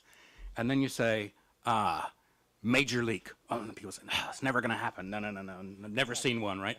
And so that kind of thought process, which underpins how we do PSM and SEMS, the hazard identification process, doesn't work for these big rare accidents. And so people don't put in the very expensive mitigations because they don't believe it's ever going to happen to them. But when you're talking about, as I said, 3,000 or 4,000 installations in the Gulf of Mexico, owned by probably 300 or 400 companies, and in the North Sea, 500 installations probably owned by 30 or 40 companies, probably none of them will have a major accident, but collectively, somebody's going to have a major accident somewhere. And that's the reason why we came up with these 6 ideas, that what you're doing today isn't working, and so you have to try some additional things. So that's really the difference. Thank you. Anyone, comment or question? We have Carlene, and then over here, I believe. Robin, thank you for your presentation, particularly on your observations that the offshore industry has turned the corner with the Macondo event. Does that mean we're ready to start drilling in Alaska? Yeah, that's a difficult one. As you know, we have the Marine Well Containment Company in Helix established in Houston. Plus, the companies do have some of their own resources in strategic locations. But one thing that struck me, and I was involved in the Macondo response in one small aspect. There were 40,000 people in Houston involved. I've been up in Alaska in February, and it's pitch dark, right? It's never light up there. It is now the drilling campaigns they say they're going to do during the summer when it's light most of the time, but these events go on for months potentially, and then you'll be in darkness. And a lot of the solutions are hard to do if you don't have light. They're not safe to do the surface activities. You can do the underwater activities. So I think it is a challenge for the industry, and I know the government is very sensitive to whether it should go forward. But we've had lots of drilling in Alaska, just not in the deep water. And unfortunately, we did have an incident on the Shell campaign. You know, when they were towing the drill rig back, it ran aground. So It broke its toe, but yes, and it ran did. aground. Yeah. So it was. There are difficult conditions up there, and we don't have. We think it can be done. Let me say that straight away. I think it can be done, but I don't think the government has confidence. That they're ready. Correct. But I think it can be done safely. Okay, thank you. Yeah. Thank you, Roman. Thank you, Carlene. Berenice and Mona will now go around collecting the surveys that we handed out to you. If you would be kind enough. No, it's one for today and then one for tomorrow because we have different speakers and different issues. So we need you to grade us and tell us how well or how bad we're doing every day so we can improve ourselves. And I'm sure that any deficiency will be in the logistical organizational side because we've had most excellent groups of speakers. This panel was, I thought, very, very interesting, getting a perspective from a government of OAS member country, the official perspective of that. And then we had an international organization view of security, and then we had the private sector come in. Today was a very good day. I think we managed to balance, Andrew, what we were trying to do. Everybody, please, back there is Andrew Baskin from MARAD, who has been also instrumental. Andrew, please stand up so people can. And I'd like to offer you a round of applause because this is the the person responsible for getting all the U.S. government speakers, both today and tomorrow, are Andrew's result. So today we had a little bit of everything. We had the non-governmental sector, civil society participation through Carlene and David Condino and Matt and James Course, and then we had the government, international organization, private sector, and I think that all said it was a good day. I thank you all. I know it's been a very long day. First days usually are. We've planned the seminar in order that tomorrow we'll finish around 4, and then Wednesday we'll finish around 2, and that way every day gets easier. But before we close for today, are there any other questions for either the panelists here now with me or any of the speakers that participated earlier? Professor, please. El micrófono está. Hang on. You know, you just sit at the table and get one of those mics at the table. El que se hace.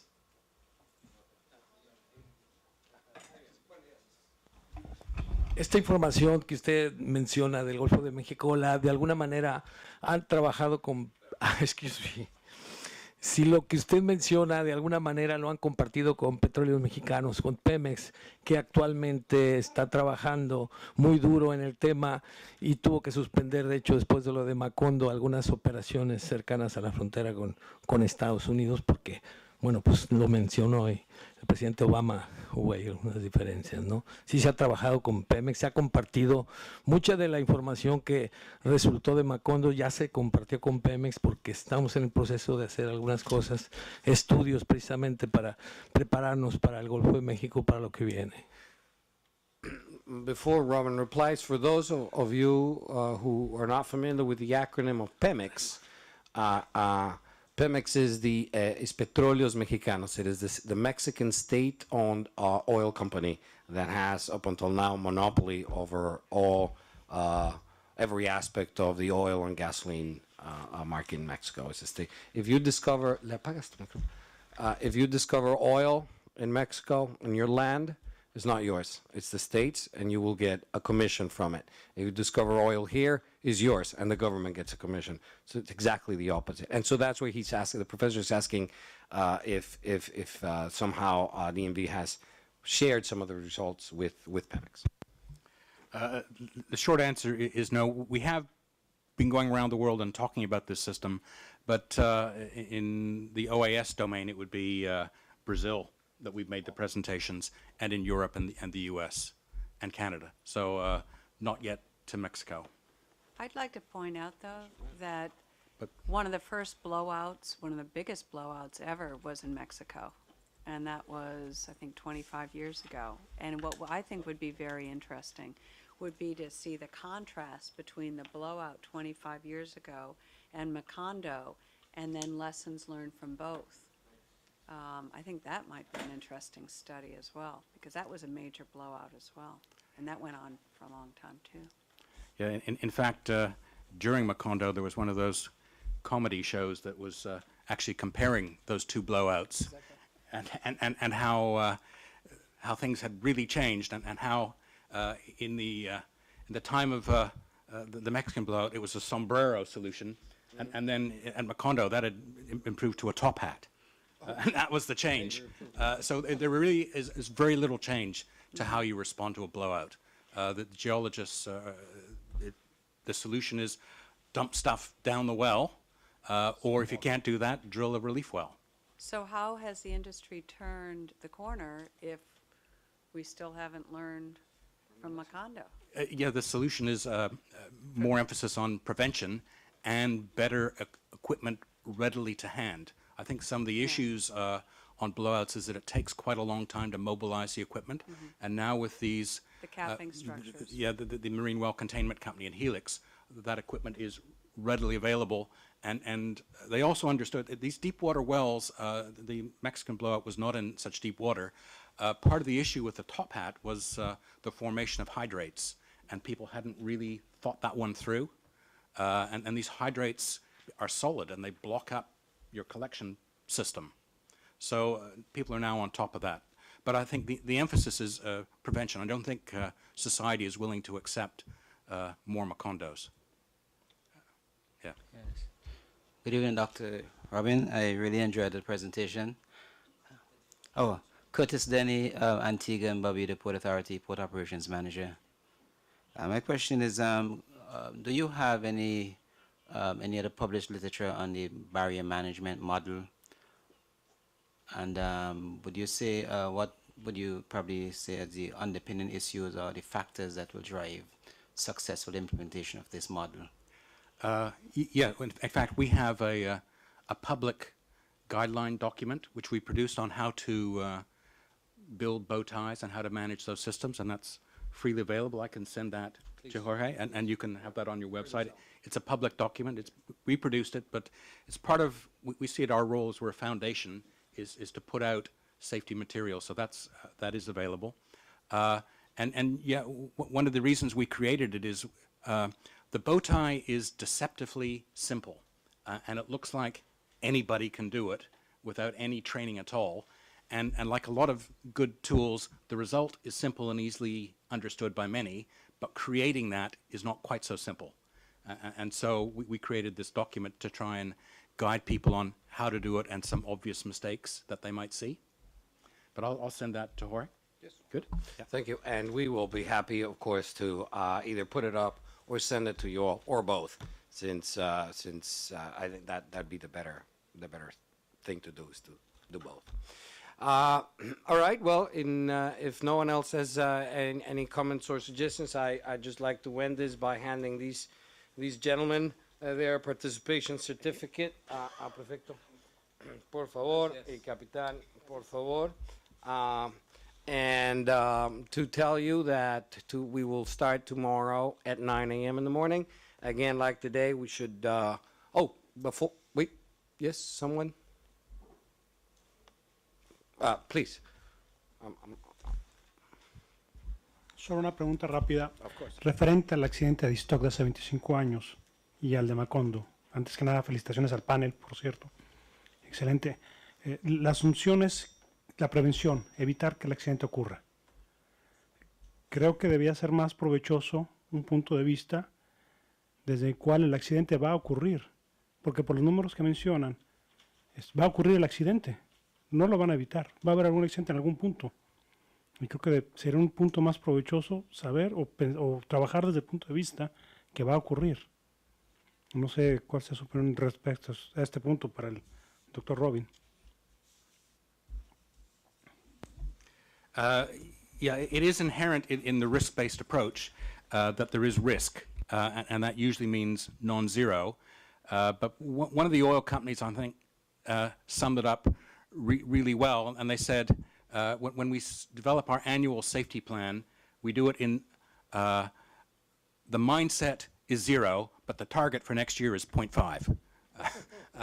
So accidents do happen, but what you can do is get that trend to go down.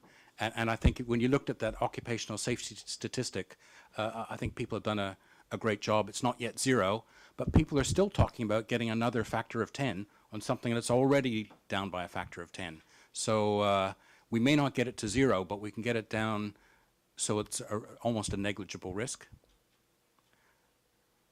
Yeah. So I agree with you that accidents will happen, but we can get the frequency down to much lower numbers than they are today. That's it. All right, well, ladies and gentlemen, or wait a minute. Yes, ladies and gentlemen, there's 2 of them here, 3, 4. We need to do work on that gender perspective and bring more women into this industry for sure. I'd like to thank you all for your time and for your attention, for your travels to be here with us.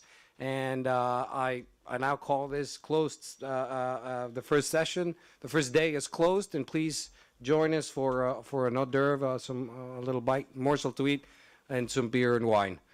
I'll see you tomorrow, 8:30 here. Have a cup of coffee, and we'll start day 2. Thank you very much, and thank you to our interpreters for their most excellent job.